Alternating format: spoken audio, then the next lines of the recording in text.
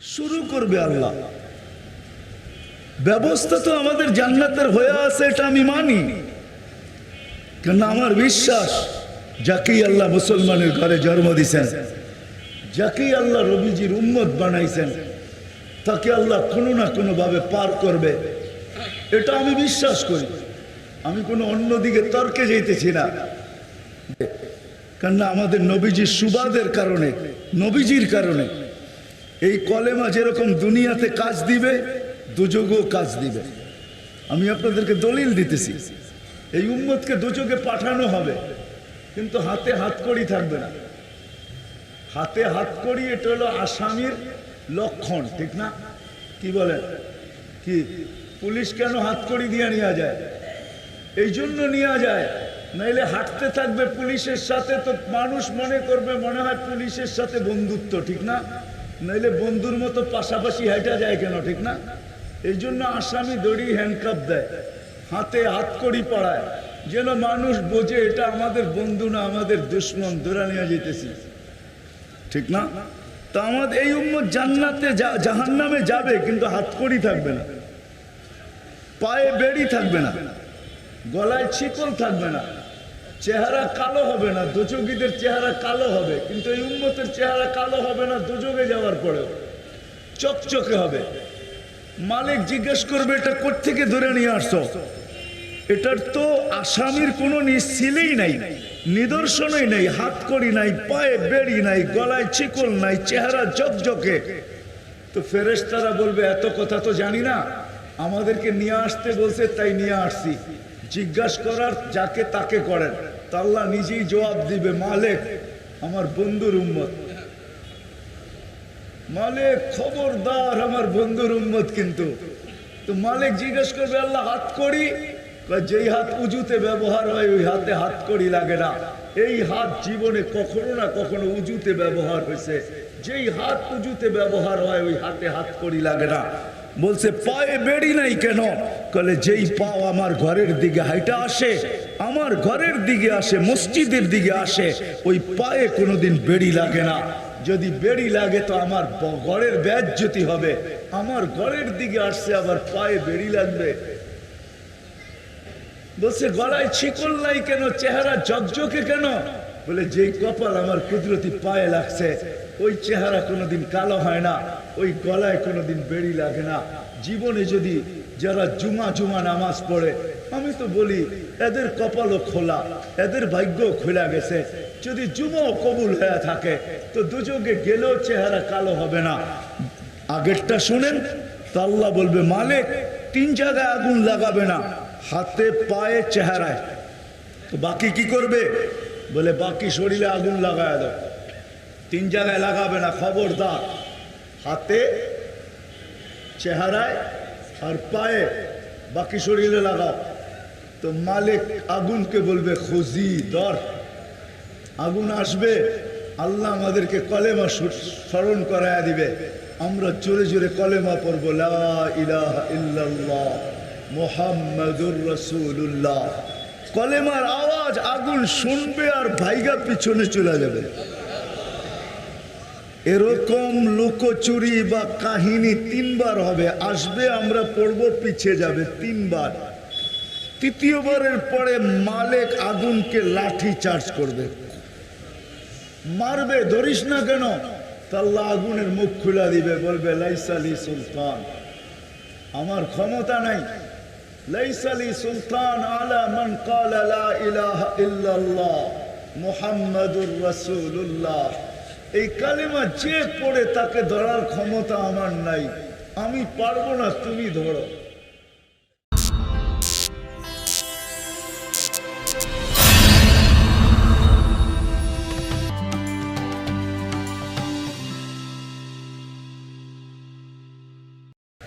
বুদ্ধিমানের কাজ এটাই হয় যে যখনই কোনো সুযোগ আসে তো এটাকে সৎ ব্যবহার করা, এটা হলো বুদ্ধিমানের পরিচয়। না হইলে ওই সৎ সুযোগটা একদিন আফসোসের কারণ হয়ে দাঁড়ায়। দুনিয়ার হিসাবে আমাদের সবার কাছেই এরকম কোনো না কোনো একটা সুযোগ সবার জীবনে দুই চারটা আছে যেটা সৎ ব্যবহার না করার কারণে এখন মাঝে মাঝে দিলের ভিতরে আফসোস লাগে। এখানে যারা দাড়ি পাকা আছে, 30 বছর আগে এই এলাকা এত উন্নত ছিল না। জায়গা জমিনের দাম এখন যতটুক তখন এতটুকু ছিল না। অনেকে ইচ্ছা করলে যতটুকু সম্পত্তি আছে এর চেয়ে অনেক করতে পারত। আবার অনেকের কাছে হয়তো এরকমও হবে, মানুষ এসে বলছে যে নিয়ে নাও, পয়সা আস্তে আস্তে দিয়ে দিও, একবারে দিতে হবে এমনও না। তখন ভাবছে যে এইখানে আর আসবে কে, অজয় পরাগায় কোনোদিন কি উন্নতির ছোঁয়া লাগবে? কিন্তু আজকে যখন উন্নতির ছোঁয়া লেগে গেছে, জমিন আকাশচুম্বী দাম হয়ে গেছে, তো ওই সময়ের সুযোগগুলা এখন মনে হয় দাড়ি পাকাওয়ালাদের দিলের ভিতরেও ধাক্কা দেয়, ঠিক না? আমি কি বুঝাইতে পারলাম? কেননা সুযোগের সৎ ব্যবহার হয় নাই। এখন শুধু আফসোসই সার, শুধু আফসোস করতে পারি। ঠিক আজকেরও যে পরিবেশটা এইখানে মেহেরিয়া মাদ্রাসারা উপহার দিছে, এটা একটা কিন্তু পরিবেশ, এটা দুনিয়াবি পরিবেশ না। এটা এমন একটা পরিবেশ যেটার আফসোস অনেক দিন না, অনেক যুগ না। হ্যাঁ, এখন তো দুনিয়ার ব্যাপারে আফসোস করি, করে তারপরে নিজেরটা নিজেই সান্ত্বনা দেই যে ভাগ্যে ছিল না, হয় না, ঠিক না? কি বুঝাইতে পারলাম? দুনিয়ার ব্যাপারে যেগুলো হাতের থেকে ছুটে গেছে, সুযোগ ব্যবহার করি নাই, এখন নিজেরই বলি কপালে ছিল না, হয় নাই, ঠিক না? এটাই তো। কিন্তু আসলে আজকে যে পরিবেশটা মেহেরিয়া মাদ্রাসা গতকাল থেকে আমাদেরকে দিতেছেন, চলেন একটা হাদিস শোনাই, তারপরে দেখি বুঝে আসে কিনা। জান্নাতে একসময় সুমধুর আওয়াজ উঠবে, এমন বাদ্যযন্ত্রের আওয়াজ উঠবে যে জান্নাতি মাতাল হয়ে বাহির হয়ে আসবে যে এত সুন্দর আওয়াজ কোত্থেকে আসে। অনেক সময় কিছু আওয়াজ হয় মানুষের দিল টাইনা নেওয়া যায়, মাতাল হয়ে যায়। আমাদের দেশে প্রচলন ছিল আগের যুগে, আগে অনেক আগে বাঁশি বাজাইতো, বাঁশি, ঠিক না? মনে আছে আপনাদের? আবার বাঁশি দেখা যেত কেউ কেউ দিনে খুব কম বাজাইতেন, রাত্রে বসে নিবিড়ে বাঁশি বাজাইতেন। পাওয়া যাবে এই এলাকায় ইতিহাস পাওয়া যাবে যে বাঁশিওয়ালার বাঁশির আওয়াজেও বহুত মানুষ গড়ছাড়া হয়েছে, পাগল হয়ে গেছে, তার প্রেমে পড়ে গেছে যে এত সুন্দর বাঁশির আওয়াজ। তো জান্নাতের ভিতরে সুমধুর আওয়াজ বাহির হবে, জান্নাতি ছুটা বাহির হবে। আওয়াজ কোত্থেকে? ফেরেশতাদেরকে জিজ্ঞাসা করবে যে আওয়াজ কোত্থেকে, তো বলবে তোমার উপরের জান্নাত থেকে। তো নিচের জান্নাতি জিজ্ঞাসা করবে ওইখানে কোনো প্রোগ্রাম হইতেছে নাকি, এত সুন্দর আওয়াজ? তো ফেরেশতারা বলবে না, কোনো প্রোগ্রাম সুরোগ্রাম না, স্বামী স্ত্রী দুইজন খাটে বৈশা পাশ পরিবর্তন করতেছে। আরে বোঝেন তো, চুল তো আর এমনি পাকে নাই, দাঁড়িয়ে এমনি পাকে নাই, কিছু তো বোঝেন ইশারা, ঠিক না? স্বামী স্ত্রী খাটে বৈশা পাশ পরিবর্তন করতেছে, খাটের থেকেই আওয়াজ বাহির হয়ে আসতেছে, খাটের থেকে। অনেক সময় হয় না, আমাদেরও কাঠের খাট, বৈশা একটু নড়াচড়া করলে খটমট আওয়াজ হয়, ঠিক না? হয় না, হয় না? হ্যাঁ, তো ওইখানে খটমট আওয়াজ হবে না, বাদ্যযন্ত্রের আওয়াজ হবে। তো জিজ্ঞাসা করবে সে এই মর্তবা পাইল, তো পাইল কি করে? তো নিচের দরজার জান্নাতীর ফেরেশতারা বলবে জাদা বিকা সুবহানাল্লাহ মাররাতান ওয়াহিদা, তোমার থেকে দুনিয়াতে একবার বেশি সুবহানাল্লাহ পড়ছেন, যার দ্বারা সেই উচ্চ মর্যাদা লাভ করছেন। চলেন এটা দিয়ে যদি না বুঝে আসে তো আরেকটা দেই। সুলাইমান আলাইহিস সালাম উড়া যেতেছিলেন, আর উনি কখনো একা উড়া যেতেন না, ওনার সাথে 3 বাহিনী থাকতেন। একটা হলো পাখির বাহিনী, একটা হলো জিন্নাতের বাহিনী, আর একটা হলো মানুষের বাহিনী। ওইখান থেকেই আজকে দুনিয়াতে 3 বাহিনী আসছে। বিমান বাহিনী, সুলাইমান আলাইহিস সালামের পাখির বাহিনীর থেকে বিমান বাহিনী। নৌবাহিনী হলো জিন্নাত থেকে নৌবাহিনী। কেননা জিন্নাতের ব্যাপারে কোরআনে আছে, এরা সমুদ্রের নিচে গোতা লাগায়, ডুব দিয়ে চলে যায়। গওয়াস বলে এদেরকে, গওয়াস। ওইখান থেকে আসছে নৌবাহিনী। আর মানুষের থেকে আসছে সেনাবাহিনী। উনি যখন উড়া যাইতেছিলেন, নিচে কৃষক দাঁড়ায় দাঁড়ায় দেখতেছিল। কখনো কখনো ওই তখ্তের উপরে 50,000-এর বাহিনী থাকতো। এটা নিয়ে উনি উঠতেন। সকালে 1 মাসের রাস্তা, বিকালে 1 মাসের রাস্তা অতিক্রম করতেন। তো কৃষক উপরে দেখা বলতেছে, সুবহানাল্লাহ, মা আযামা শানা আলা দাউদ। দাউদের পরিবারের কত বড় মর্যাদা। তো সুলাইমান আলাইহিস সালাম দাউদ আলাইহিস সালামের ছেলে ছিলেন। আর দাউদ আলাইহিস সালামের আব্বু বাদশাহ ছিলেন। তো সুলাইমান আলাইহিস সালাম বাদশাহ, ওনার আব্বা বাদশাহ, ওনার দাদা বাদশাহ। তো যখন কৃষক এই কথা বলছে, আওয়াজ বাতাস ওই আওয়াজকে সুলাইমান আলাইহিস সালাম পর্যন্ত পৌঁছায় দিয়েছেন। তো সুলাইমান আলাইহিস সালাম নিচে নেমে আসছেন, ডাকছেন কৃষককে, তুমি কি বললে? তো কৃষক কাঁপতে কাঁপতে বলতেছে, নবীজি, আমি তো কোনো খারাপ কথা বলি নাই। আমি বলছি সুবহানাল্লাহ, মা আযামা শানা আলা দাউদ। দাউদের পরিবারের কত বড় মর্যাদা, সুবহানাল্লাহ। তো বলছে, শোনো, তোমার বিরুদ্ধে কোনো অভিযোগ নিয়ে আমি নাইমা আসি নাই। আমি নাইমা আসছি তোমাকে এই কথা বোঝানোর জন্য যে আমার দাদা বাদশাহ ছিলেন, আজকে নাই। আমার আব্বা বাদশাহ ছিলেন, নবীও ছিলেন, উনিও আজকে নাই। আল্লাহ ওনাকে নবী না, শুধু রসুলও ছিলেন, উনি আজকে নাই। আজকে আমি বাদশাহ, একদিন হবে আমিও থাকবো না। বিদায় তুমি যে সুবহানাল্লাহ পড়লে, সুবহানাল্লাহ মাররাতান ওয়াহিদা আ'যামু মিন মুলকি সুলাইমান, আমার এই সমূলে রাজত্বের চেয়েও দামি। তুমি যে একবার সুবহানাল্লাহ পড়লে, অথচ রাজত্ব কিরকম, ওনার মতো রাজত্ব আল্লাহ কাউকে দিবেন না। উনি পুরাটা দুনিয়ার উপরে রাজত্ব ছিল। শুধু দুনিয়ার উপরে না, দুনিয়ার প্রত্যেক প্রাণীর উপরে ছিল। পাখির বাসা পর্যন্ত জানতেন, পিপিলিকার বাসা পর্যন্ত বসতেন। তা আমি যেটা বুঝাইতে চাইতেছিলাম যে একবার সুবহানাল্লাহ সুলাইমান আলাইহিস সালামের সমূলে বাদশাহীর চেয়েও দামি। একবার সুবহানাল্লাহর দ্বারা জান্নাতে যে উচ্চ মর্যাদা পাবে, যে একবার কম পড়বে, যে একবার বেশি পড়বে, যে একবার বেশি পড়বে, সে সবচেয়ে উচ্চ মর্যাদা পাবে। বিদায় আজকে মেহেরিয়া মাদ্রাসাওয়ালারা যে পরিবেশটা আমাদেরকে দিচ্ছেন, কথা এখান থেকে বাহির হয়ে গেছে।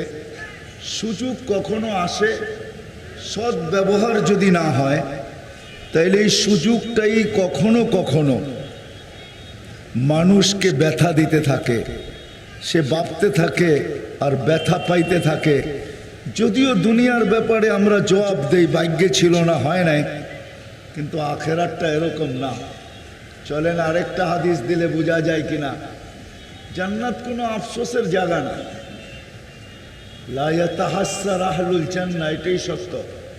জান্নাত কোনো পরিতাপের জায়গা না, আফসোসের জায়গা না। কেউ এখানে আফসোসও করবে না। কিন্তু তারপরও হাদিস বলতেছে, লা ইয়াতাহাসসার আহলুল জান্নাহ ইল্লা আলা সাআতিন মাররাত বিগাইরি যিকরিল্লাহ। কিন্তু ওই ব্যক্তি জান্নাতে যেও আফসোস করবে, দুনিয়ায় যে সুযোগগুলো আসছিল যে জান্নাতকে কামায় নেওয়া যেত, জান্নাতে উচ্চ মর্যাদা পাওয়া যেত, জান্নাতের পরিধি বাড়ানো যেত। পরিধি বুঝেন তো? জান্নাতের প্লটকে বড় করা যেত, জান্নাতের নিয়ামত আরো বেশি নেওয়া যেত। এই জন্য তো আল্লাহ রাসূল জান্নাত দেখা এসে বলছেন, ইন্না আলদার জান্নাতি লাকিয়ান, জান্নাতের জমিন কিন্তু খালি। তো বলছে কি করবো ইয়া রাসূলুল্লাহ? বলছে যত পারো দখল করো। দখল বোঝেন? আরে বোঝেন না মনে হয় দখল করা, এটা তো বোঝা স্বাভাবিক। একজনেরটা আরেকজন দখল করে নিয়ে গেল, আল্লাহ রসুল বলছে দখল করো। তো বলছি ইয়া রাসূলুল্লাহ কোথায় জান্নাত, কোথায় আমরা? এইখানে বসো, এইখানে দখল করবো কি করে?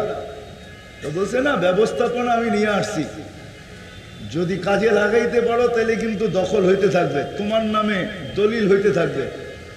যেদিন তুমি জান্নাতে যাবে তো সমস্ত দলিলগুলা তোমার হাতে উঠে দিয়ে দেওয়া হবে, যেগুলো সব মালিক তুমি। তো যেটা আমি বুঝাইতেছিলাম যে জান্নাতে কোনো আফসোস কিন্তু নাই, কিন্তু তারপর ওই সময়ের আফসোস হবে যেই সময়টা আল্লাহর স্মরণ ব্যতীত জান্নাত নেওয়া যেত, কামায় নেওয়া যেত। ওইখান থেকে আমি বাহির হয়ে গেছি যে মেহেরিয়া মাদ্রাসার একটা পরিবেশ দিছিলেন গতকাল থেকে আজ পর্যন্ত, কিন্তু আফসোসের বিষয় দেখতেছি, রাস্তায়ও দেখলাম, ভিতরেও দেখতেছি, আসলে আমরা এই পরিবেশ থেকে উপকৃত হতে চাইতেছি না। যদিও আল্লাহ আমাদেরকে জান্নাত দিবেন এটা আমি আশা রাখি, এই জন্য আশা রাখি যে আমাদের সামনে যে পিছে যে, কেননা মানুষ তো খুঁটির বলেই, একটা প্রবাদ বাক্য আছে না, খুঁটির বলে ছাগল নাচে, ঠিক না? এটা তো আপনাদের দেশের প্রবাদ বাক্য, খুঁটির বলে ছাগল, ছাগল তো কন্যা সল আর কি, ঠিক না? খুঁটির বলেই ছাগল নাচে, ঠিক না? আমাদের দেশে আবার এরকম অন্য কথা বলে যে খুঁটির বলেই দেখা যায় অনেকজনে করতে থাকে কুদাকুদি, বুঝেন? একটু পর পরে কাঠ বাড়ি করে দেখায়, চিনেন আমাকে? পরিচয় বলে। আমার বিশ্বাস আমরা জান্নাতে তো ইনশাল্লাহ যাব, কেননা আমাদের আগে আল্লাহ কে আর পিছে কে? যদি খুঁটির বলে সল যদি নাচতে পারে তো আমরা কি আল্লাহর বলে নাচতে পারি না? হ্যাঁ, আল্লাহ আমাদের আগে।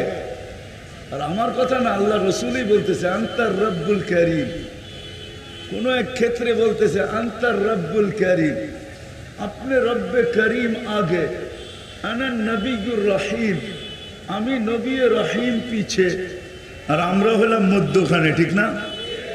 তাহলে তো আমরা ইনশাআল্লাহ জান্নাতে যাবই যাব।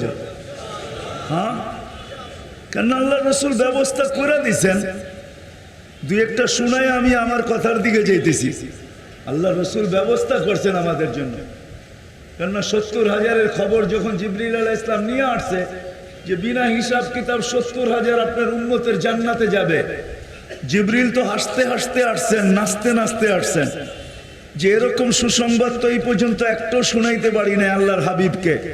চলো আজকে আল্লাহ দিছে একটা শুনায় দিব, মনে হবে আল্লাহর হাবিব বড় খুশি হবে। আজকে 70,000 বিনা হিসাব কিতাবে উম্মত জান্নাতে যাবে। বস শুনতে দেরি, আল্লাহ রসুলের চেহারা যা হাসি ছিল ওইটাও উড়া যেতে দেরি করে নাই। তো জিবরিল আলাইহিস সালাম জিজ্ঞেস করছে আপনি হাস্য উজ্জ্বল তো ছিলেন, কিন্তু শোনার পরে কেন এরকম হয়ে গেলেন, হাসি উড়া গেল কেন? বলে জিবরিল মাত্র 70,000, 1.25 লক্ষ তো আমার সাহাবী, কিয়ামত পর্যন্ত উম্মতের কি হবে? আপনি আর আমি যদিও নাকি নবীর খেয়াল করি না, নবীর কথা মনেই হয় না, ঠিক না?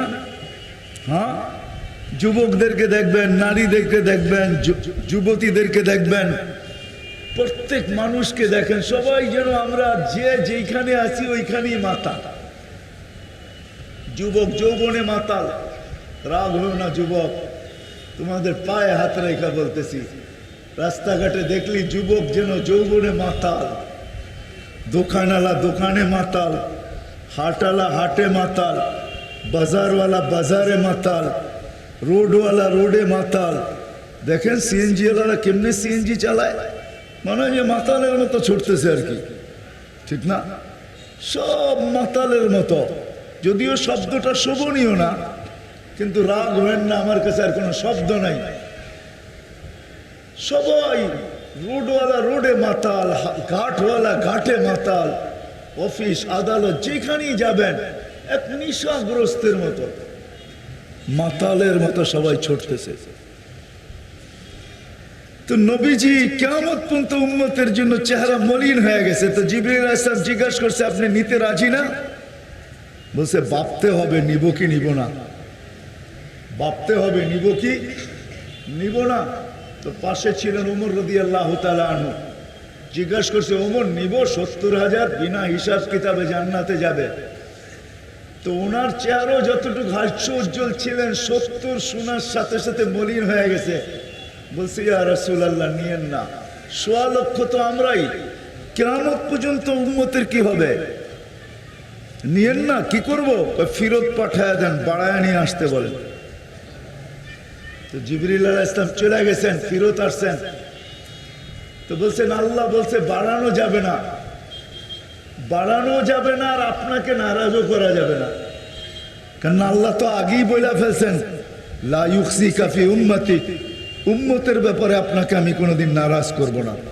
সাউফা ইউতিকা রাব্বুকা ফাতারদা, আপনাকে আমি রাজি করবই করব। আপনার চেহারায় বাজ আসতে দিব না, আপনার দিলে দাগ লাগতে দিব না। তো বলছে বাড়ানো যাবে না, কিন্তু আপনাকে নারাজও করা যাবে না। আল্লাহ চায় না আপনি নারাজ হন, এই জন্য আল্লাহ সুযোগ দিচ্ছেন। 70,000-এর প্রত্যেক ব্যক্তি 70,000 হাতে ধরা জান্নাতে নেওয়া যাবে। 70,000-এর প্রত্যেক ব্যক্তি কত করে নিবে? 70,000 নিজে আল্লাহ হাতে ধরা ধরা জান্নাতে নেওয়া যাবে। তাহলে সংখ্যা কত দাঁড়ায়? চলেন আপনাদেরকে হিসাব কিতাবের ভিতরে না লাগায় আমি বলে দিই, 490 কোটি যাবে বিনা হিসাব কিতাবে জান্নাতে। কেননা 70,000 বিনা হিসাব কিতাবে, প্রত্যেকে নিবে 70,000, তো যাবে 490 কোটি। কত? কয়জনে হয় 490 কোটি? বর্তমানে মুসলমান 150 কোটি, বাদ দিয়া দেন 150 কোটি, তারপরও তো থাকে 340 কোটি।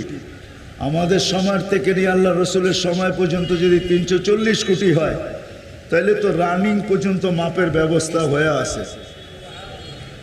চলেন আরেকটু আগে শুনায় দিই। শুধু এখানেই শেষ না, আল্লাহ নবীজি শুধু দেন নাই, ওনার দোয়া তো বইলা শেষ করা যাবে না। উম্মতের জন্য কি দোয়া করছেন, কি করেন নাই, এটা বলতে গেলে সারা জীবন শেষ হয়ে যাবে। কেননা কান্ডারি তো ছিলেন, উম্মতের কান্ডারি। হ্যাঁ, কিয়ামতের দিন ওটা ফ্যামিলির খবর নিবে না, সর্বপ্রথম চোখে পানি নিয়ে উঠবে আর চিৎকার দিবে, আইনা উম্মতি, হায় হায়। চলেন আরেকটা মনে উঠলো। একদিন আবু বকর সিদ্দিক, আলী রাদিয়াল্লাহু তাআলা আনহু আর রাসূলুল্লাহ সাল্লাল্লাহু আলাইহি ওয়াসাল্লাম বসে আছেন। তো বলতেছিলেন আল্লাহ রসুল দুইজনই বসা। তো বলতেছে, আলী তুমি তো জানো মহিলাদের সর্দারনি জান্নাতে কে হবে? বলছে, তা তো জানি, ওটা তো আমার ঘরেই। আরে বুঝাইতে পারলাম, ওনার স্ত্রী তো, ঠিক না? বলছে, যুবকদের সর্দার কে হবে তাও তো জানো, ওইটাও তো আমার ঘরে। এখন আল্লাহ রসুল প্রশ্ন করতেছে, তাইলে বলো তো আমার উম্মতের জান্নাতের বয়স্ক মানুষদের সর্দার কে হবে? তো বলছে, এটা তো জানি না। ওই সময় আবু বকর সিদ্দিক রাদিয়াল্লাহু তাআলা আনহু, ওমর রাদিয়াল্লাহু তাআলা আনহু আসতেছিলেন। আল্লাহ রসুল ইঙ্গিত করে বলতেছেন যে এই দুইজন হবে আমার বয়স্ক উম্মতের সর্দার। তো ওনারা শুনে হাসা দিছেন। তো আল্লাহ রসুলের চেহারা হঠাৎ মলিন হয়ে গেছে। তো দুইজনে জিজ্ঞেস করছে, ইয়া রাসূলুল্লাহ আপনার চেহারা মলিন হলো কেন? তো বলছে, শোনো, একদিন আসবে আমার উম্মতের ভিতরে কিছু লোক হবে যারা তোমাদের উপরে আঙ্গুল উঠাবে, তোমাদের উপরে। এই জন্য আমার চেহারা মলিন। প্রথম কারণ এটা। দ্বিতীয় কারণ হলো এটা যে আমি শয়তানকে দেখতেছি, সে পানা চাইতেছে, আল্লাহ সাহাবাদের উপরে যে আঙ্গুল উঠাবে এদেরকে যেই দুযোগে দিবে ওই দুযোগে আমাকে দিও না। তো দুইজনে প্রশ্ন করতেছে, ইয়া রাসূলুল্লাহ আমাদেরকে কেউ ভালোবাসবে? আল্লাহ রসুল বলে, হ্যাঁ বাসবে। আল্লাহ রসুল উল্টা প্রশ্ন করতেছে, আচ্ছা যারা ভালোবাসবে তাদেরকে তোমরা কি দিবে? আবু বকর সিদ্দিক রাদিয়াল্লাহু তাআলা আনহু শুরু জামানার থেকেই দাতা ছিলেন, সমস্ত মাল মুসলমানদের জন্য লুটায় দিয়েছেন আল্লাহ রসুলের জন্য। উনি বলতেছে, আমি 4 আনা সওয়াব দিব। কত? 4 আনা দিব। আল্লাহ রসুল জিজ্ঞাসা করছে, ওমর তুমি? আমি তো কোনোদিন আগে যাইতে পারি নাই, আর আজকেও যেতে পারবো না, বিদায় আমি সঙ্গে থাকি, এটাই ভালো, আমিও 4 আনা দিব। আল্লাহ রসুল বলে, না, মুখে দিলে হবে না, লেখো। তো দুইজনকে দিয়ে লেখাইতেছেন। এই সময় জিবরিল আলাইহিস সালাম চলে আসছে। তো জিজ্ঞাসা করছে, আপনি কেন আসলেন অবেলা? বলছে, লেখা শেষ হয়েছে কিনা? বলে, হ্যাঁ। বলে, আল্লাহ এই কাগজ নিয়ে যেতে বলছে, এই জন্য আসছি।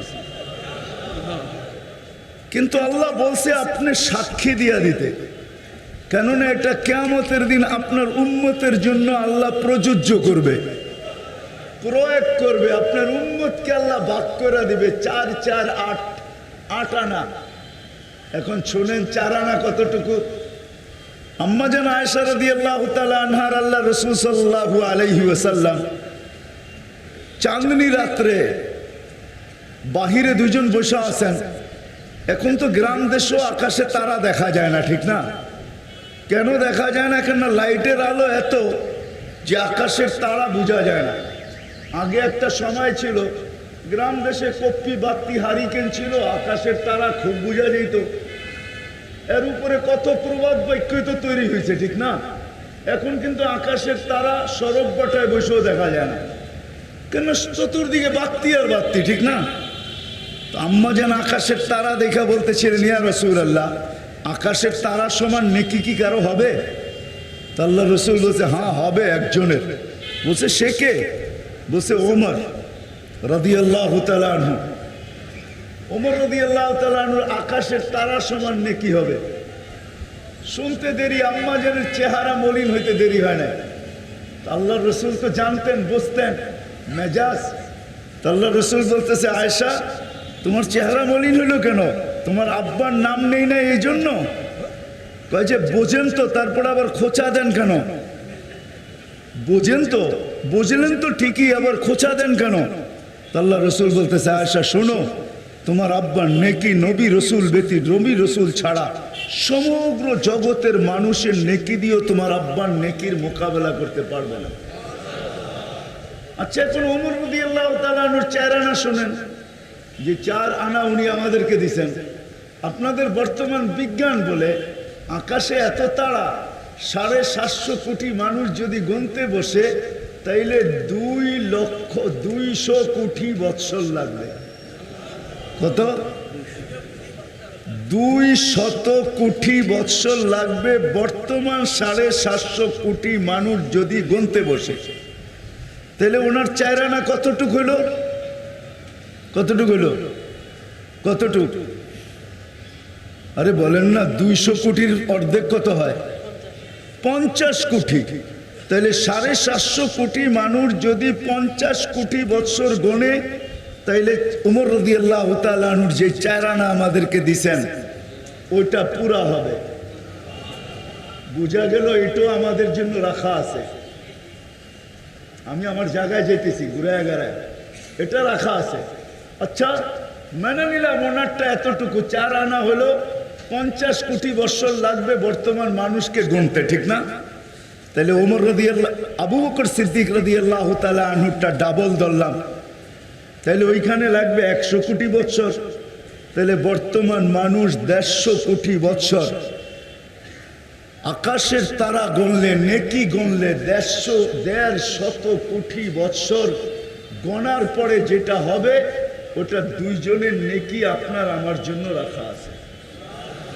বিদায় ইনশাআল্লাহ পার হওয়ার ব্যবস্থা তো হয়েই আছে, কেন আমি আবারও বলতেছি, পার হওয়ার ব্যবস্থা হয়ে আছে।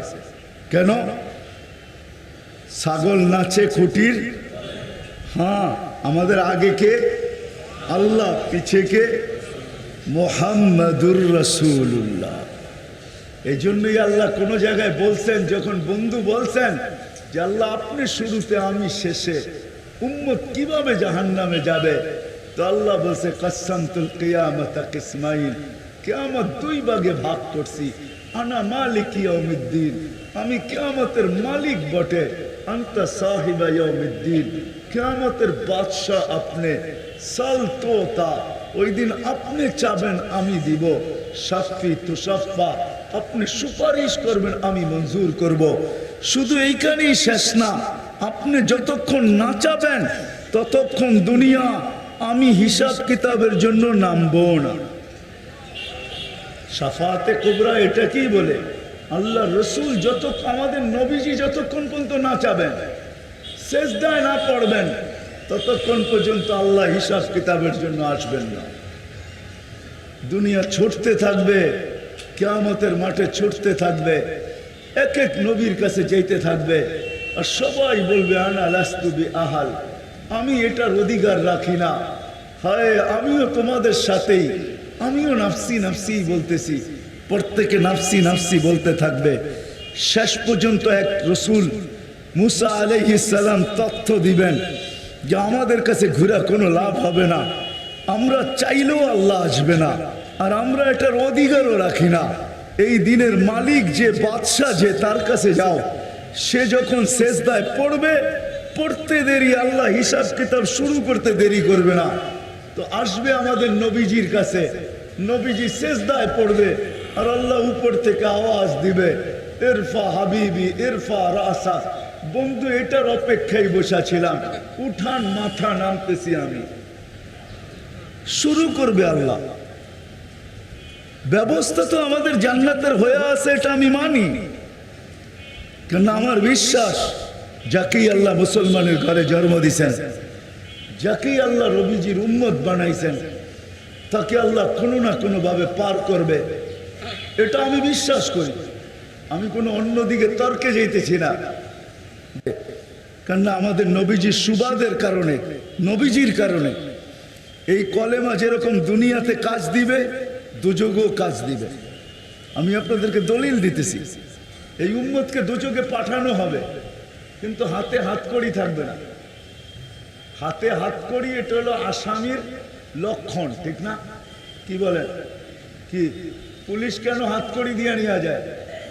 এই জন্য নেওয়া যায়, নাইলে হাঁটতে থাকবে পুলিশের সাথে, তো মানুষ মনে করবে মনে হয় পুলিশের সাথে বন্ধুত্ব, ঠিক না?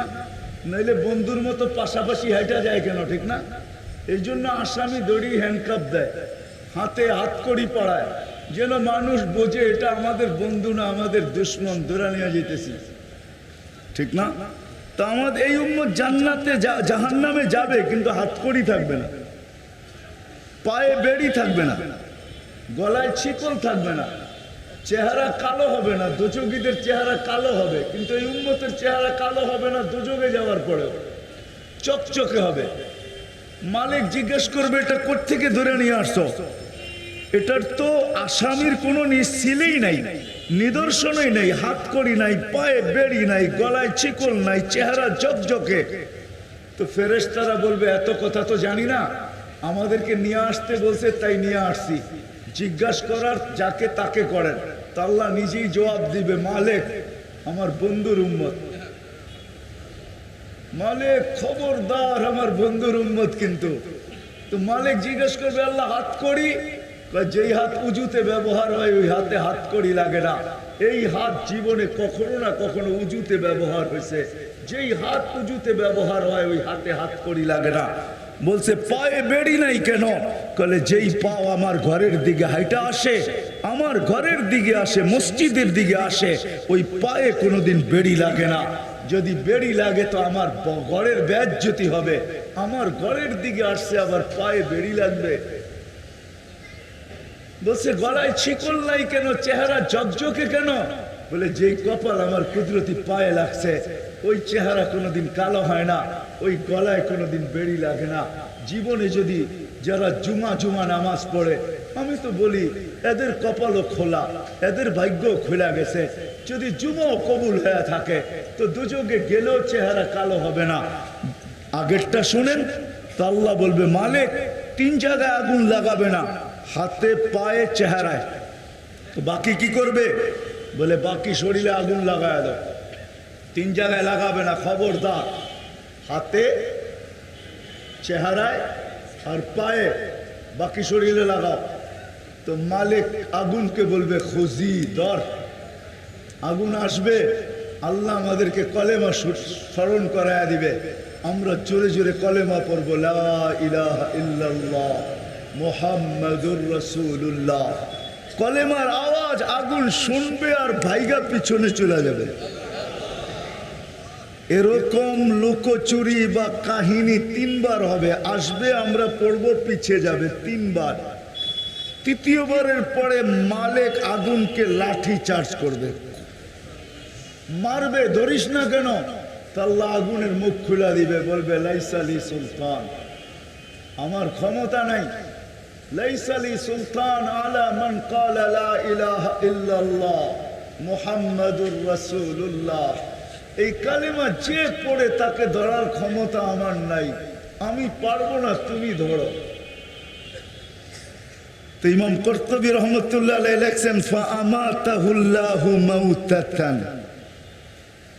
আল্লাহ এই ব্যক্তিকে মৌতের মতো, মৌত হবে না মানে মৌতের মতো, যেরকম আমরা ঘুমানোর দোয়া পড়ি মৌতের দোয়া, ঠিক না?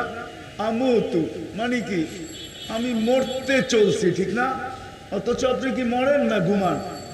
তো আল্লাহ এরকম ঘুম পড়ায় দিবে, বেহুশের মতো করে দিবে, ঘুমের ভিতর দিয়ে আযাব হয়ে যাবে, ঘুমের ঘোরের ভিতরে আযাব হইতে থাকবে। যেদিন আযাব পুরা হবে ওই দিন তাকে আবার উঠায় দিবে। তা আমি যেটা বলতেছিলাম যে আলহামদুলিল্লাহ উম্মতে মুহাম্মদী হইতে পারছি বিদায় জান্নাতে যাওয়ার ব্যবস্থা তো ইনশাআল্লাহ হয়ে আছে, কিন্তু আমার এটা আলোচ্য বিষয় না। আলোচ্য বিষয় হলো আজকে যে মেহেরিয়া মাদ্রাসা গতকাল থেকে আজ পর্যন্ত একটা পরিবেশ আমাদেরকে তৈরি করে দিয়েছেন। এই পরিবেশটার থেকে যারাই দূরে হয়তো হবে, এইখানেও হবে সময়, অনেক নামাজেরও সময় হবে, খাওয়ারও সময় দেওয়া হবে, নামাজেরও দেওয়া হবে, ঠিক না? না দেওয়া হবে না? না নামাজ ছাড়াই ওয়াজ চলতে থাকবে? কি বলেন? নামাজও হবে, উজুও হবে, সব কিছুই হবে, খাওয়া দাওয়াও হবে, সব কিছুই চলতে থাকবে, ঠিক না? কিন্তু একটা পরিবেশ আমাদেরকে দিয়েছিলেন, যেটা আমি প্রথমেই বলছিলাম যে একদিন হইতে পারে দুনিয়ার অনেক সুযোগ আমাদেরকে কাঁদায়, দুনিয়ার অনেক সুযোগ আমাদের দিলে ব্যথা দেয়, আজও ব্যথা দেয়, আজও আমাদেরকে কাঁদায়, আজও আমাদের দিলে লাগে। হইতে পারে এই মেহেরিয়ার মাহফিলের, এই জলসা বা এই দিনই মাহফিলের যে একটা সুযোগ মেহেরিয়া মাদ্রাসা আমাদেরকে করে দিয়েছিলেন, কিন্তু আমরা হাটে বাজারে রোডে ঘাটে মাদ্রাসার ভিতরে ঘোরাফেরার ভিতরে আমি প্রথমেই বলছি যে শয়তান এটা কোনোদিন চাবে না যে আপনি আর আমি এখানে বসি আর আখেরাতের লাইনে আমরা উপকৃত হই। এটা একটা সুযোগ নিয়ে আসছেন। সুযোগ কেমন সুযোগ? যেই সুযোগের একটা দুইটা আমি আপনাদেরকে দেখাই, যে সুযোগটা এরকম সুযোগ, একটা হাদিস যদি আমরা বুঝি তাহলে হয়তো বুঝে আসবে। কেননা এই মজমার ব্যাপারে বলা আছে হুম জালিসুন লা ইয়াশকা জুলাসাউহুম, এরা এরকম লোক বা এই মজলিস এরকম মজলিস, অনিচ্ছায় আইসো যদি কেউ দাঁড়ায় যায় তাহলে তাকেও বঞ্চিত করা হয় না। শুধু বঞ্চিত করা হয় না মানে কি, যখন পরিসমাপ্তি ঘটবে, দোয়া হবে বা পরিসমাপ্তি বলা হবে নামাজের জন্য, খাওয়ার জন্য, তো একজন ফেরেশতা প্রত্যেকটা কোনায় কোনায় গেটে গেটে দাঁড়ায়া বলবে ইরজিউ মাগফুরান লাকুম কদ বুদ্দিলাস সাইয়্যাতিকুম হাসানাত, যাও তোমাদের গুনাহ মাফ। আর এইখানে মাফ হওয়ার আরেকটা আলামত বহুত বড় আছে, কেন আমি দেখতেছি যারাই বসে আছে উপর থেকে গরম আসতেছে, ঠিক না? ঘামতেছে, ঠিক না? আমিও কিন্তু ভিতরে ভিতরে ঘামতেছি, আপনারাও ঘামতেছেন, এই অনুভূতি আমার আছে। কিন্তু এই ঘাম ওই দিনের ঘামের জন্য, ওই দিনের ঘামের বিপরীতে হয়ে যাবে ইনশাআল্লাহ। কোন দিন? যেই দিন কিয়ামতের মাঠে সূর্য মাথার উপরে আসবে, জমিন তামার মতো হবে। হাদিসে আছে কিছু লোক হবে যারা নিজের ঘামের ভিতরে সাঁতরাইতে থাকবে। এটা অন্য ঘাম না, নিজের শরীর থেকে এত ঘাম ঝরবে যে ওটার ভিতরে সে সাঁতরাইতে থাকবে, কারো হাঁটু পর্যন্ত, কারো কোমর পর্যন্ত, কারো বুক পর্যন্ত, কারো গলা পর্যন্ত, কেউ তো সাঁতরাইতে থাকবে। আজকে যে শোয়া নিবে এটা দ্বারা বোঝা যায় যে এই মজলিস বড় মোবারক। এলান এইখানে হওয়া স্বাভাবিক, কেন উপর থেকে সূর্যের তাপ পড়তেছে। মানুষেরও একসাথে বসলে একটা গরম থাকে, কেন আমাদের প্রত্যেকের গায়ে কিন্তু 100 পাওয়ারের বাল্ব জ্বালানো যায়, কেন 98 তাপ তো আমাদের শরীরে আসেই। তো 100 হইতে আর 2 বাকি, ঠিক না? 100 পাওয়ারের বাল্ব কিন্তু আমাদের প্রত্যেকের শরীরে ফিট করা আছে। 98 তাপমাত্রা সবার শরীরে আছে, এটার একটা তাপমাত্রা। কিন্তু আমি তো আশা করি যে এই যে উপরের তাপ, শারীরিক তাপ, ঝরতেছে ঘাম, ইনশাআল্লাহ এটা যদি সবরের সাথে, ইহতিসাবের সাথে, সওয়াবের আশায়, আর এই কথা মনে মনে ভাবার আশায় যে আল্লাহ ঝরুক এখানে ঘাম, কিন্তু ওই দিনের ঘামে সাঁতরাইতে চাই না, ওই দিনে ঘাম জড়াইতে চাই না। ওই দিন তো আমরা চাই তুমি আমাদেরকে গ্যালারিতে বসাবে। গ্যালারি বুঝেন?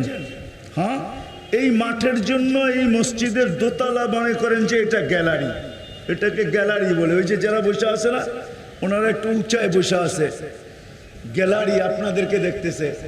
কিয়ামতের মাঠে আরশের নিচে এরকম 7টা গ্যালারি হবে। কয়টা? হ্যাঁ হ্যাঁ, দুনিয়ার স্টেডিয়ামের গ্যালারির মতো না, ওটি super deluxe gallery. Super deluxe gallery হবে। কেমন গ্যালারি জানেন? এসি চলতে থাকবে, আরশের ঠান্ডা চলতে থাকবে। একটু পরে পরে খাদেমরা এসে জিজ্ঞাসা করতে থাকবে, আল্লাহর ওলি কিছু লাগবে? কি খাবে? চা খাবে? কফি খাবে? বার্গার খাবেন? সার্গার খাবেন? কি খাবেন? কি লাগবে? কেন আল্লাহ তো হিসাব কিতাব করবেন। আর একটু পরে পরে আল্লাহ জিজ্ঞাসা করবে, হাল সুব্বিবাল কুফফারু মা কানু ইয়ামালুন। দুনিয়ায় তোমাদেরকে যারা জ্বালাইছে ওদের শাস্তিগুলা দেখা দেখা মন ঠান্ডা হইতেছে নাকি? আল্লাহ এরকম জিজ্ঞাসা করবে, হাল সুব্বিবাল কুফফারু মা কানু ইয়ামালুন আলাল আরাইকি ইয়ানদুরুন। ওটার থেকে আমি নিয়ে আসছি সুপার ডিলাক্স গ্যালারি। এছাড়া তো আলাল আরাইকি কেউ বুঝবে না, ঠিক না?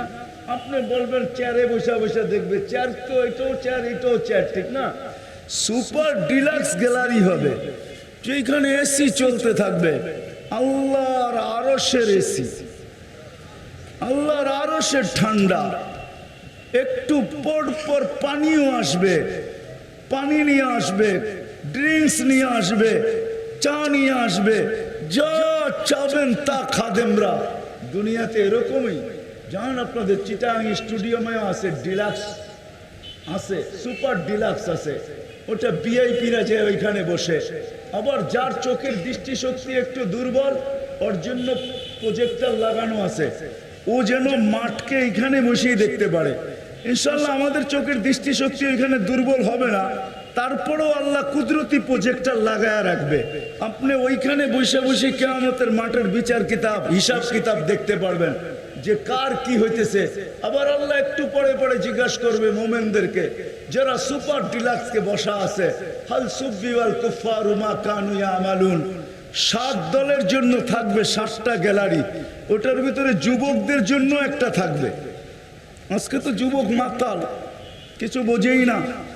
যুবকদের জন্য কিন্তু একটা গ্যালারি থাকবে, যেই গ্যালারিতে যুবকরা বসবে ওইখানে, ওদের জন্য আবার আলাদা থাকবে। যুবক তো কি, যুবক তো ওদের ডিলাক্সে আবার নাচ গানও থাকবে। হাসেন কেন? নাচ থাকবে, নাচ নাচ। হ্যাঁ, আপনারাও দেখতে পারবেন। কিয়ামতের মাঠে আসে ফেরেশতারা, আল্লাহ বলবে যারা দুনিয়াতে গান শুনে নাই, ফেরেশতাদেরকে ডাইকা বলবে আমি হিসাব কিতাব করতেছি, তোমরা এদেরকে গান শোনাও। তো ফেরেশতারা গান শোনাবে, লাম তাসমাইল খালায়েক, কোন সৃষ্টি এরকম সুন্দর আওয়াজ শুনে নাই, এরকম আওয়াজে গান শোনাবে। আর খাওয়া আসতে থাকবে। এক হাদিসে আছে রোজাদারদেরকে আল্লাহ কিয়ামতের মাঠে ইফতার করাবে। কি কি? পেঁয়াজ দিয়া, ঠিক না? মুড়ি, ছোলা মুড়ি দিয়া, ঠিক না? পেঁয়াজু দিয়া, বেগুনি দিয়া, ঠিক না? বেশিরতে বেশি একটু জিলাপি দিব, ঠিক না? না না না না না। হাদিসে আছে যারা রোজা রেখা দিলকে শুকায় ফেলছে, গরমের দিনে যেরকম বৈশাখ জ্যৈষ্ঠের রোজায় দিল শুকায় যায়। যারা দিলকে শুকায় ফেলছে, কিয়ামতের দিন আল্লাহ তাদের জন্য ইফতার পার্টি করবে। ইফতার পার্টি প্রথম কিয়ামতের মাঠে যাবে, তো যখন ওই গ্যালারিতে বসবে তো ফেরেশতারা বলবে সবটা পরে আগে ইফতার পার্টি হয়ে নেই। তো আল্লাহ ইফতার পার্টি করবে। ইফতার পার্টি না জানি কি খাওয়াবে। হায় হায় হায় হায়, কি মনে চায়? না, মনে হয় চায় না। চাইলে তো এরকম হইতো না যে এই মেহেরিয়া মাদ্রাসা আলারা জান্নাতের মর্তবা বাড়ানোর জন্য, যেখানে এক এক গুলিতে জান্নাতের মর্তবা বাড়তে থাকবে, এক এক ঘামের ফোঁটা ফোঁটায় জান্নাতের বাড়তে থাকবে, এইখানে বসার দ্বারা জিকিরের সওয়াব পাওয়া যাবে, জান্নাতে মর্যাদা বাড়তে থাকবে, গুনাহ মাফ হইতে থাকবে। তাইলে তো সবাই হাটে বাজারে থাকতো না, সবাই ঘোরাফেরার ভিতরে থাকতো না, বরং এইখানে মারামারি চলতো যে কার আগে কে বসবে, কে আগে বসবে, কে জায়গা নিবে। জায়গা শর্টেজ হয়ে যেত, মারামারি চলতো যে আমাকে বসতে দাও। ওই আবার পিছের কথায় যেতে হবে আমাকে, যে সুযোগ হাতের থেকে চলে গেলে কখন ওই সুযোগ মানুষকে কাঁদায়, কখনো তার দিলে আঘাত দেয়, ব্যথা দেয়। ওটাই আল্লাহ বলছেন জান্নাতে যাওয়ার পরে কোনো আফসোস থাকবে না। কিন্তু হ্যাঁ, মেহেরিয়া মাদ্রাসায় সুযোগ ছিল, আমি বসলে অনেক কিছু নিয়ে নিতে পারতাম, আখেরাতের বিশাল এক গাঠটি নিয়ে এখান থেকে উঠতে পারতাম, কিন্তু শয়তান আমাকে ওই সুযোগ থেকে বঞ্চিত করছে। আমিও আসছি, শুধু বাজারে ঘোরাফেরা করছি অথবা মাদ্রাসায় ঘোরাফেরা করছি, আমি মজমায় বসি নাই। কেননা ফেরেশতারা মজমাকে বেষ্টন করে আছে। মজমাকে, যারা বাইরে ঘুরতেছে ফিরতেছে ওদেরকে বেষ্টন করে নাই, ফেরেশতা তো শুধু মজমাকে বেষ্টন করে আছে। রহমত তো শুধু মজমাকে ডাইকা আছে। সাকিনা তো শুধু এইখানে নাজেল হইতেছে, ওইখানে সাকিনা না, ওইখানে তো হট্টগোল নাজেল হইতেছে। শয়তান যাকে দিয়ে যেরকম মনে চায় খেলতেছে। এই জন্য মেহেরিয়া মাদ্রাসার এই সুযোগ, এটা এই জন্য বললাম যে মেরে দোস্ত চলেন, আমি শেষ জায়গায় চলে আসছি, যে কিয়ামতের দিন আফসোসের কারণ না হয়ে যায়। এই জন্যই আল্লাহ বলছে লা ইয়াতাহাসসার, আফসোস নাই জান্নাতে। কিন্তু আলা সাআ, ওই সময়, ওই প্রহর, ওই ঘন্টা, ওই সময়, ওই ক্ষেত্র, ওই জায়গা সব মানুষকে কাঁদাবে, আফসোস করবে। আফসোসের কারণ হবে যেটা আল্লাহ স্মরণ করতে পারত কিন্তু করে নাই, করতে পারত কিন্তু করে নাই। কিন্তু আমি প্রথমেই শুনাইছি যে সুবহানাল্লাহ একবার বেশি পড়বে। দুনিয়ার পার্থক্য কখনো হয়? 100 আলা আর 1000 আলার ভিতরে পার্থক্য মাত্র 900। কত কত? 100, 100 আর 1000 এর ভিতরে পার্থক্য কতটুকু? কি আরে বোঝেন নাই মনে হয়? 900, ঠিক না? 1000 আলা আর লাখ আলার ভিতরে পার্থক্য কতটুকু? 99। এখানে 1000, ওইখানে 99,000 বেশি, ঠিক না? হ্যাঁ, লাখ আলার কোটি আলার ভিতরে পার্থক্য কতটুকু? ওইখানেও 99, ঠিক না? কিন্তু আখেরাতের পার্থক্য এত ছোট না। যদি ছোট হইতো তাহলে আমি চোখে দেখছি। আমি এখনো একা একা বসলে কখনো কাঁদি। কেননা যায়েদ ইবনে হারেসা, জাফর ইবনে আবু তালেব মৌতার যুদ্ধে, এই তিনজন ছিলেন। আল্লাহ রসুল বলছিলেন প্রথম জাফর সেনাপতি, এ যদি শহীদ হয়ে যায় তো যায়েদ ইবনে হারেসা, এ যদি শহীদ হয়ে যায় তো আব্দুল্লাহ ইবনে রাওয়াহা, এ যদি শহীদ হয়ে যায় তো তোমরা কাউকে সেনাপতি বানায় আনিও। তো আল্লাহ রসুল মদিনায় বৈশা, মৌতা ছিল জর্ডানে। আমি 3-4 বছর আগে গেছিলাম দেখতে, ওদিকে গেলে আবার হারায় যাব, কেন ওইখানে দিনের বেলা যায় কিছু বোঝা যাবে না। গভীর রাত্রে যখন যাবে একা একই, এখনো শোনা যায় যে ঘোড়ার চলার আওয়াজ শোনা যায়, কানে বাড়ি খায়, তলোয়ারের বাড়ি খাওয়ার শব্দ এখনো আসে। যাইতে হবে গভীর রাত্রে, একা একই যেতে হবে। কিন্তু অনেকে এটা সহ্য করতে পারে না, ভাইগা চলে আসে। যা হোক, কাহিনী লম্বা। তো ইহুদি শুনতে ছিল আল্লাহ রসুল এইভাবে বলতেছিলেন, তো বলছে 3 জনের 1 জনও ফিরে আসবে না। তো 2 জন তো একসাথে চলে গেছেন, কিন্তু আব্দুল্লাহ ইবনে রাওয়াহা রাদিয়াল্লাহু তাআলা আনহু নতুন বিয়ে করছিলেন। তো উনি ভাবছেন যে বোর কাছ থেকে অনুমতি নেওয়া যায়। তো বোর কাছে যখন অনুমতি নিতে গেছেন, তো বউ এমন কবিতা শুনাইয়া দিছেন, এমন কবিতা, তো ওই কবিতায় কবিতায় সময় পার হয়ে গেছে, জোহরের ওয়াক্ত হয়ে গেছে, জুমার দিন ছিল, জুমার ওয়াক্ত। তো উনি ভাবছেন ফিরা তো আসবো না, আল্লাহ রসুলের পিছে জুমা পড়েই যাই। আর ওনার ঘোড়া ছিল আরবি ঘোড়া। আরবের যে ঘোড়া হয় সবচেয়ে দ্রুতগামী, ওটা হলো পার ঘন্টায় 70 কিলোমিটার যেতে পারে। কত? তো ওনার কাছে ওই ঘোড়া ছিলেন। উনি ভাবছে আমি সবাইকে ধরে ফেলবো। তো আল্লাহ রসুল সাল্লাল্লাহু আলাইহি ওয়াসাল্লাম যখন দেখছেন আব্দুল্লাহ ইবনে রাওয়াহাকে, তো বলছে আব্দুল্লাহ তুমি এইখানে? যায়েদ ইবনে হারেসা, জাফর ইবনে আবু তালেব তো চলে গেছে, তুমি এইখানে? বলছে ইয়া রাসূলুল্লাহ ফিরা তো আসবো না।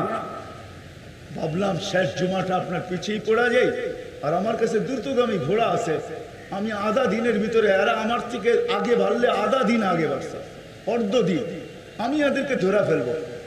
তখন আল্লাহ রসুল বলছে আব্দুল্লাহ তুমি দুনিয়ার হিসাব করতেছো তাই না? আব্দুল্লাহ দুনিয়ার হিসাবে আধা দিন হইতে পারে, কিন্তু আখিরাতের হিসাবে তুমি 500 বছর পিছিয়ে পড়ে গেছো।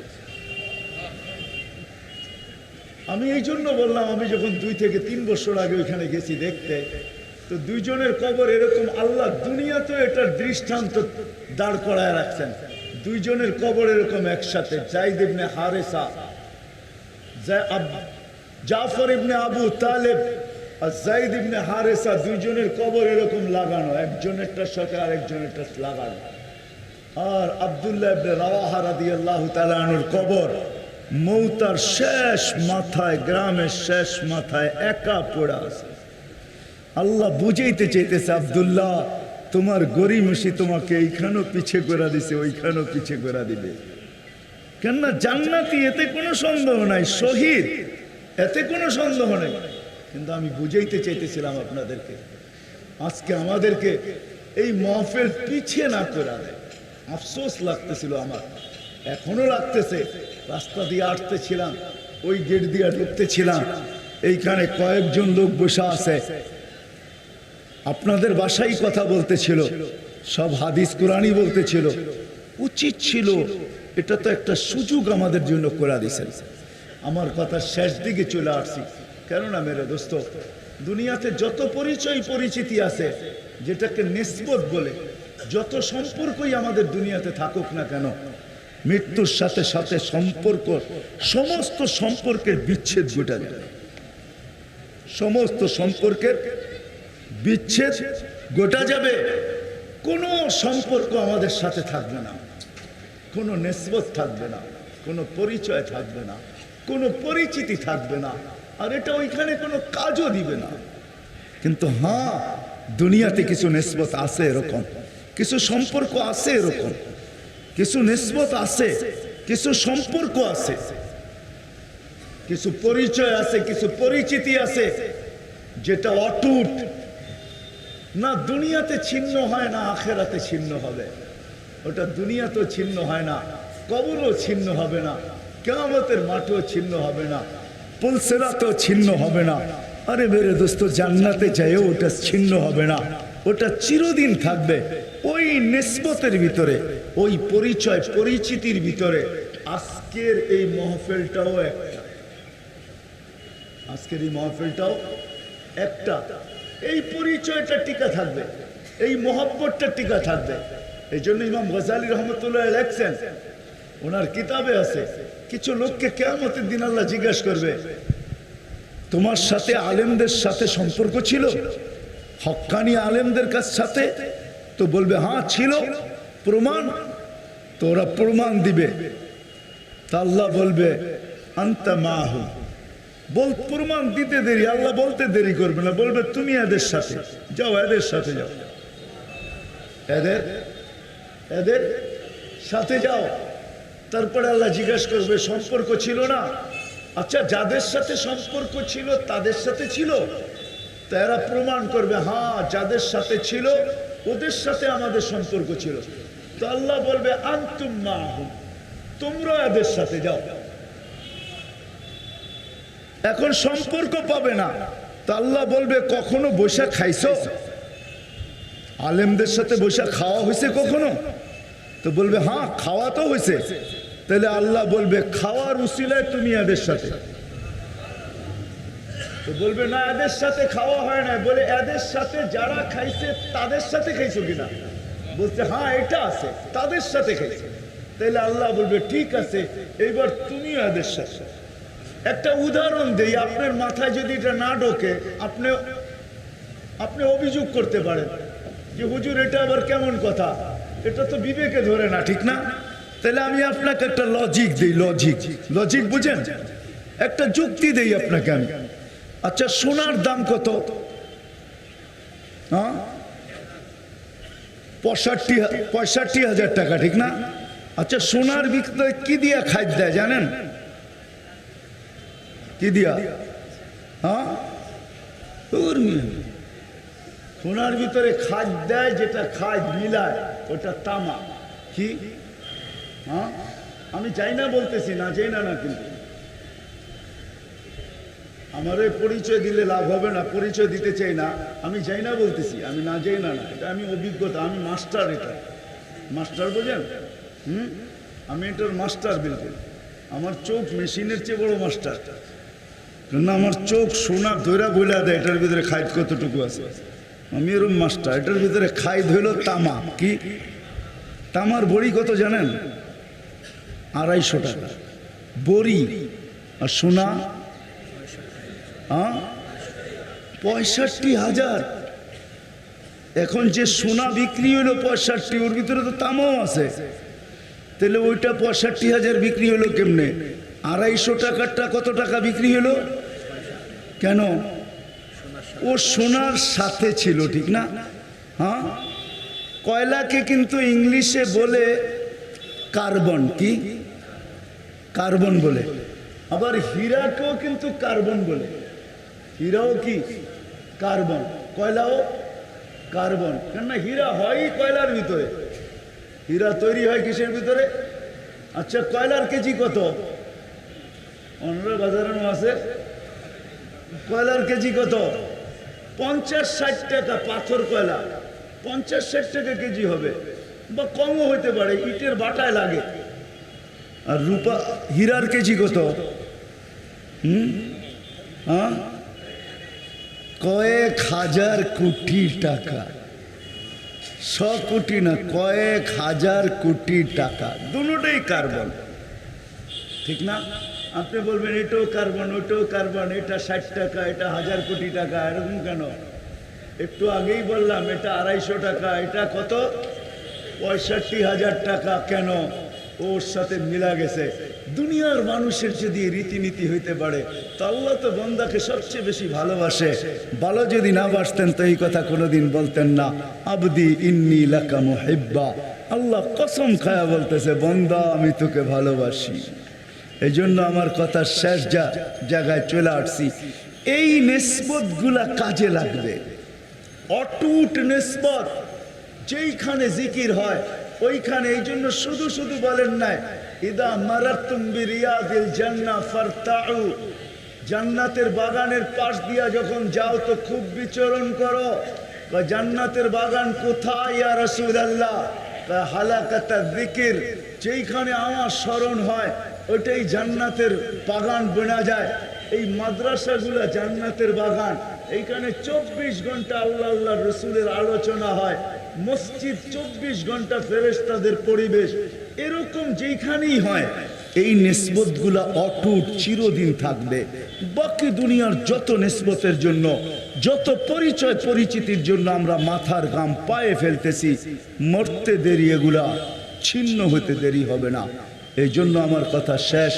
যদি বুঝে আইসা থাকে আর এলো বলে না হই, আমার পরে যিনি আসবে এই সুযোগটাকে কাজে লাগাই। হতে পারে কেননা শেষ হাদিস বলতেছি, জান্নাতে কিন্তু প্রতিদিনই কি হবে? মেলা হবে। মেলা বোঝেন? 2 জায়গায় হবে। সৈকতে মেলা হবে। সৈকতে একটা সৈকতের নাম হইল বাইদাজ, আর একটার নাম হইব বাইদাখ। ওইখানে আড্ডা হবে। আড্ডা বোঝেন? কি গল্প হবে, গল্প গপগুজারিও হবে, আবার গপগুজারি আড্ডাও হবে, আবার মেলাও হবে। কেন ওইখানে যাওয়ার পরে সৈকতের মাছ উঠা এসা এক একজনকে অফার করবে, খাবে, আবার নিজের পরিচয় দিবে, আমি কোথা কি খায় বড় হয়েছি। তো ওইখানে খাবে আর পরিচিতরা বসে বসে আড্ডা দিবে। আর যখন ফিরে আসবে আবার মাঝে মাঝে ওইখানে অন্য কিছুও ছড়ানো ছিটানো থাকবে, যেটা আজকে বেশি বুড়ায় দেখলেও গালি খাবে, জুতা খাবে, আর যুবক দেখলে তো জুতা খাবেই খাবে। মনে হয় বোঝেন নাই? বেশি তাকাইলে কি করব, পায়ের জুতা দেখায় করবো সাইজ করে ফেলাম। আর বুড়া মানুষ যদি দেশে দেখে তো চিটাঙ্গা ভাষায় যেটা বলবে ওটা তো আমি জানি না। হ্যাঁ, বুড়া তো হয়েছে কিন্তু এখনো কি, আরে না গালি দিয়া কইব, এত সুন্দর ভাষায় কি বলবে নাকি, ঠিক না? কিন্তু ওইখানে ছড়ানো ছিটানো থাকবে, দেখতে দেরি, বুকে লাগতে দেরি হবে না। এই জন্য ডেলি জান্নাতীরা সকাল বিকাল আড্ডা দিতে যাবে, বলবে ইনতালিকু বিনা ইলা বাইদা জোয়া বাইদা। তো মেরে দোস্ত, ওইখানে আলোচনা হবে যে আল্লাহ আমাদেরকে কোন দিন মাফ করছে। তো সবাই সামনে মনে করতে দেরি, ওই ক্ষেত্র সামনে আসতে দেরি হবে না, সাথে সাথে ফেরেশতারা ওই ক্ষেত্র সামনে নিয়ে আসবে, ভিডিও সামনে চলে আসবে যে ওই দিন গরম ছিল, তুমি ঘাম ঝাড়তেছিলা, মেহেরিয়ে ওয়াজ হইতেছিল, আর তুমি সওয়াবের আশায়, আল্লাহকে পাওয়ার আশায়, আল্লাহ রসুলের মোহাব্বতে তুমি শুনতেছিলা, আল্লাহর রহম চলে আসছে ওই মুহূর্তে আল্লাহ। এই জন্য কথা শেষ যদি বুঝে আইসা থাকে তাহলে আমার পরে যারা আসবে আসেন, বড় নিসবত এটা, শুধু এই মাহফিলের নিসবত না, এইখানের অনেক নিসবত আছে। হ্যাঁ, কি বলেন, যে নিসবত ইনশাআল্লাহ কিয়ামতের মাঠে ব্যবহার করতে পারবেন। আমি আশা রাখি কিয়ামতের মাঠে ব্যবহার করতে পারবেন, আমি বিশ্বাস রাখি। এইখানের যারা হাস্তিরা কবরে চলে গেছে, আগে যারা চলে গেছে তাদেরকে তো আমি চিনি না, কিন্তু যাকে আমি সবচেয়ে বেশি কাছের থেকে চিনি, যিনি আমার দিলে অনেক বড় একটা জায়গা, পুরাটা দিল ভরা যার জন্য জায়গা, আহমদ শফি সাহেব রহমতুল্লাহ আলাই, ওনার পরিচয় আমার বিশ্বাস মেহেরিয়ার মানুষের কাজে লাগবে, আমার বিশ্বাস কাজে লাগবে, আমার বিশ্বাস কাজে লাগবে।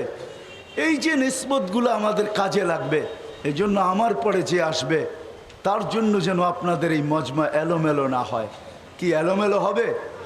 হ্যাঁ, আমরা নিজেরাও বসবো, যারা এলোমেলো তাদেরকেও ডাইকাই না বসাবো।